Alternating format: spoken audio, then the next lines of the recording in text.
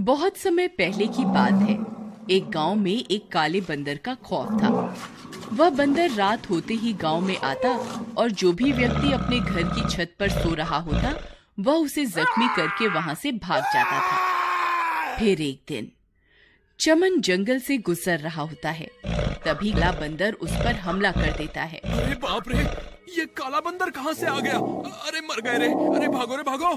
फिर वह जोर जोर से भागने लगता है और भागता भागता अपने घर के अंदर घुस जाता है। अजी क्या हुआ? तुम इतने घबराए हुए क्यों हो? क्या हुआ? तुम भाग क्यों रहे थे? अरे क्या बताऊं, आज तो मैं बाल बाल बच गया। आज मेरा सामना उस काले बंदर से हो गया था। मैं किसी तरह अपनी जान बचा के आया हूँ।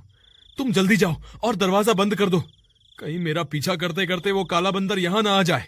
फिर उसकी पत्नी जाती है और सारे दरवाजे खिड़कियां बंद कर देती है। फिर वह काला बंदर चमन का पीछा करते करते गांव में पहुंच जाता है और अपने शिकार की तलाश करने लगता है। गांव वाले उसे छुप छुप कर देखते रहते हैं। अरे बिमला देखो, ये वही काला बंदर है जिसका खौफ पूरे गांव में है। अजी इसके पंजे तो देखो, कितने बड़े हैं। मुझे नहीं लगता इसके हमले से कोई भी बच पाएगा। तुम जल्दी जाओ और घर के अंदर अंधेरा कर दो। कहीं इसकी नजर हम पर पड़ गई तो ये हमें जिंदा नहीं छोड़ेगा। फिर उसकी पत्नी जल्दी से जाती है और पूरे घर के सारे दीपक बुझा देती है और वह उसे छुप छुप कर देखने लगते हैं। वह काला बंदर इधर उधर अपने शिकार की तलाश करता रहता है और तलाश करते करते वह एक घर की छत पर चढ़ जाता है। वहाँ राजेश और उसकी पत्नी सो रहे होते हैं। तभी वह चिंघाड़ने लगता है। तभी राजेश की नींद खुलती है। अरे मर गए रे, ये क्या चीज है? हे भगवान हमें बचाओ। अरे भगवान जल्दी उठो, देखो तुम्हारे मायके से कोई मिलने आया है। तभी उसकी पत्नी की नींद खुलती है। वह उस काले बंदर को अपने सामने देखकर हक्की बक्की रह जाती है। अजी ये क्या चीज है?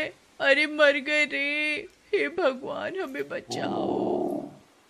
तभी वह काला बंदर जोर जोर से चिंघाड़ने लगता है।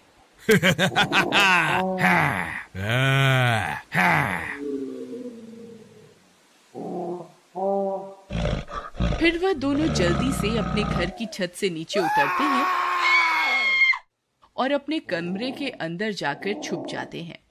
आज तो बाल बाल बच गए।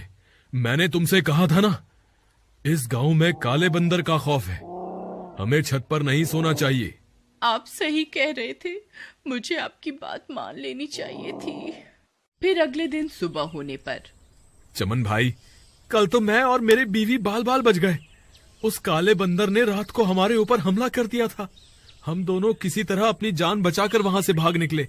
यार राजेश, काले बंदर के हमले तो अब बढ़ते ही जा रहे हैं। लोगों में इसका खौफ बहुत बहुत बढ़ गया है। तुम्हें पता चला, हरिया और मोहन तो अपना मकान बहुत ही कम कीमत पर बेचकर शहर चले गए हैं।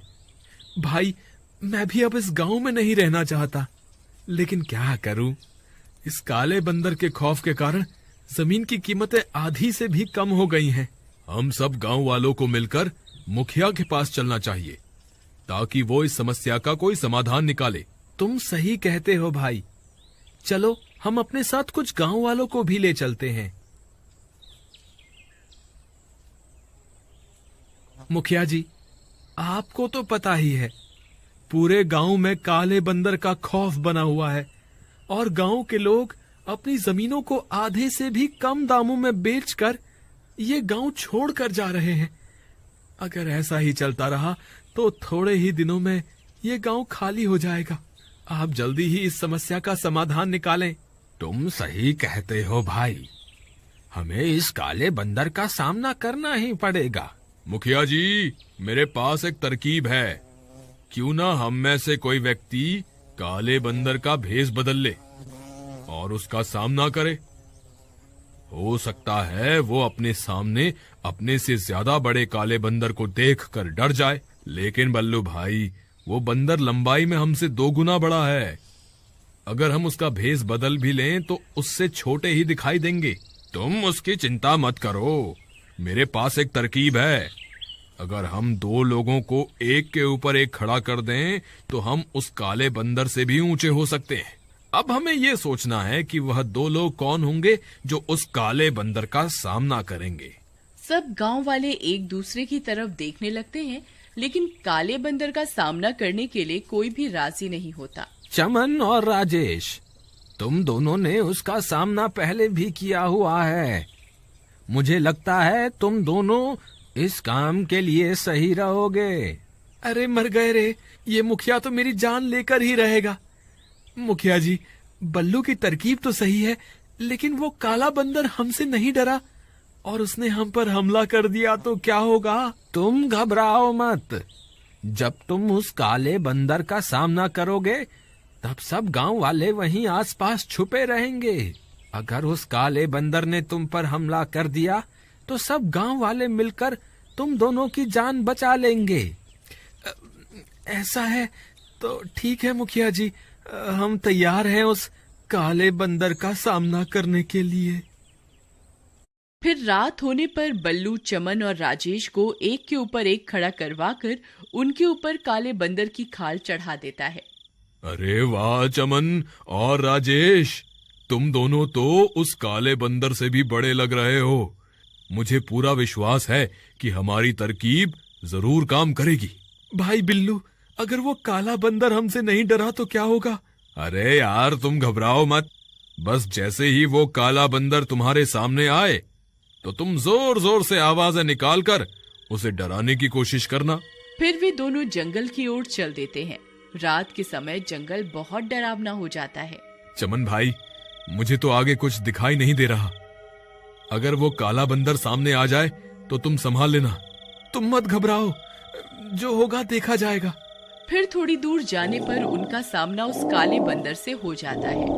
राजेश भाई, वो काला बंदर तो हमारे सामने ही खड़ा है, अब क्या करें? भाई जोर जोर से आवाजें निकालो ताकि वो डर जाए।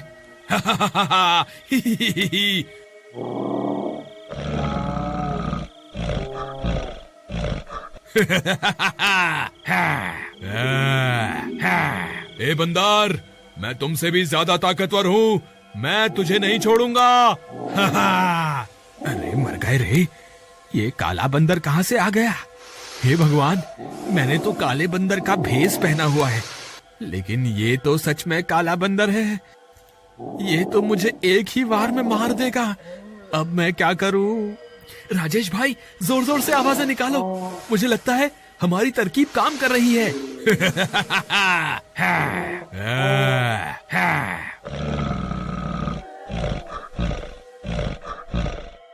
अरे मर गए रे, ये तो सीधा यहीं आ रहा है। अरे भागो रे, अपनी जान बचाकर भागो।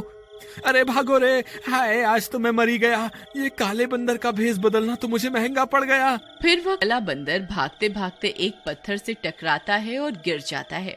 जैसे ही वह गिरता है, उसका मुखौटा उसके सिर से निकलकर गिर जाता है।